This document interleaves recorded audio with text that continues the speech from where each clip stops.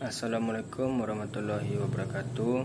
Perkenalkan, nama saya Arifatur Rahman dengan IPM 20 100 12 11 12 26.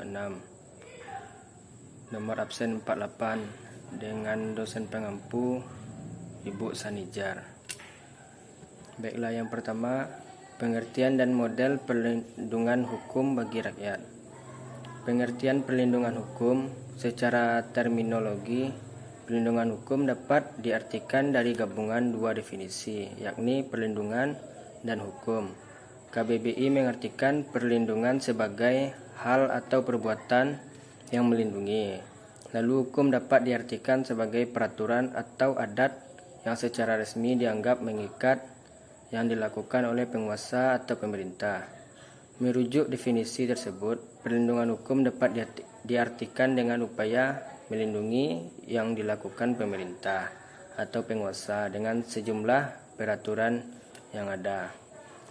Singkatnya, perlindungan hukum adalah fungsi dari hukum itu sendiri, memberikan perlindungan. Beranjak dari definisi sederhana tersebut, Kamus Hukum mengartikan perlindungan hukum sebagai peraturan-peraturan yang bersifat memaksa, yang menentukan tingkah laku manusia dalam lingkungan masyarakat.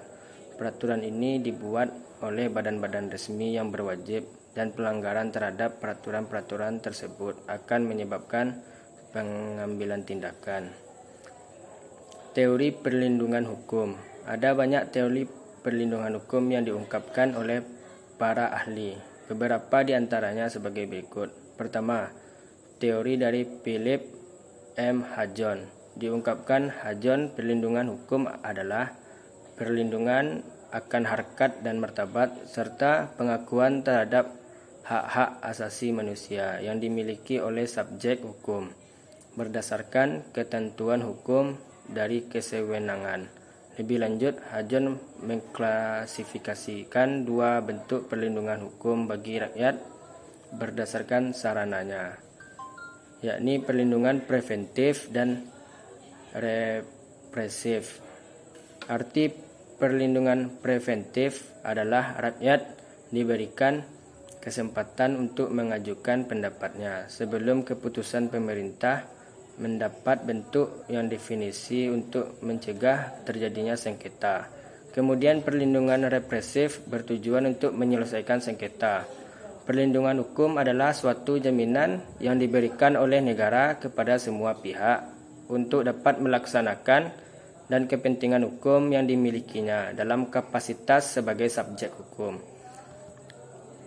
Kedua, teori dari Satjipto Raharjo yang terinspirasi dan tujuan hukum yang dikemukakan Fitzgerald. Tujuan hukum menurut Fitzgerald adalah untuk mengintegrasikan dan mengkoordinasikan berbagai kepentingan dalam masyarakat dengan cara mengatur perlindungan dan pembatasan terhadap berbagai kepentingan tersebut. Dari konsep itu, Raharjo mengartikan perlindungan hukum sebagai upaya melindungi kepentingan seseorang dengan cara mengalokasikan suatu hak asasi manusia kekuasaan kepada untuk bertindak dalam rangka kepentingan tersebut.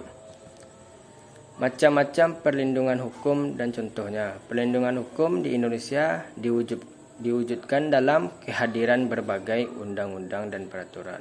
Bentuk perlindungan atau kategorinya beragam. Contoh perlindungan hukum antara lain perlindungan hukum perdata, perlindungan hukum konsumen, perlindungan hukum anak, dan lain sebagainya.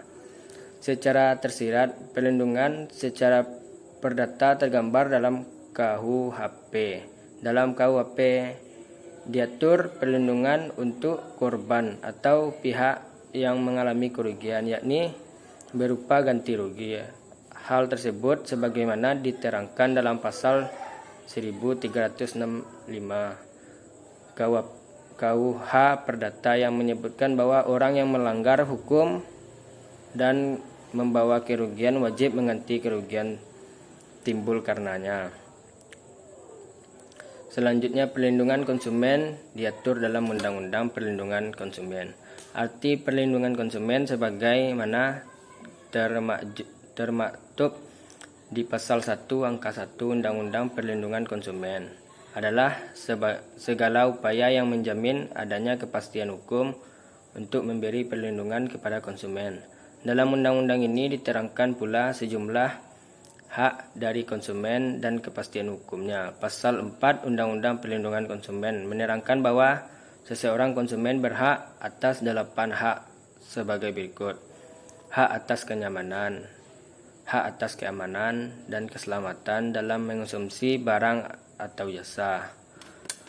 Hak untuk memilih barang dan jasa serta mendapatkan barang atau jasa tersebut sesuai dengan nilai tukar dan kondisi serta jaminan yang dijanjikan. Hak atas informasi yang benar, jelas dan jujur mengenai kondisi dan jaminan barang, jasa.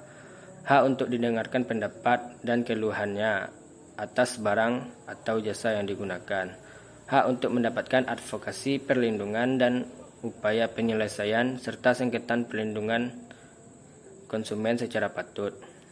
Hak untuk mendapatkan pembinaan dan pendidikan konsumen. Hak untuk diperlakukan atau dilayani secara benar dan jujur serta tidak diskriminatif. Dan pentingnya perlindungan hukum. Mengapa perlindungan hukum penting? Tujuan pentingnya perlindungan untuk penegakan hukum tidak lain untuk memastikan subjek hukum memperoleh setiap haknya. Kemudian apabila ada pelanggaran hak-hak tersebut, adanya perlindungan hukum dapat memberikan perlindungan penuh pada subjek hukum yang menjadi korban. Upaya perlindungan hukum telah dilakukan dengan perumusan sejumlah undang-undang dan kebijakan. Akan tetapi sejauh ini perlindungan yang diberikan belum optimal. Hal ini berkaitan dengan upaya penegakan hukum. Mengapa perlindungan hukum tidak akan terwujud apabila penegakan hukum tidak dilaksanakan? Sebab keduanya berkaitan. Tidak dapat adalah instrumen dan penegakan hukum langkah merealisasikan instrumen tersebut. Sekian dari saya. Assalamualaikum warahmatullahi wabarakatuh.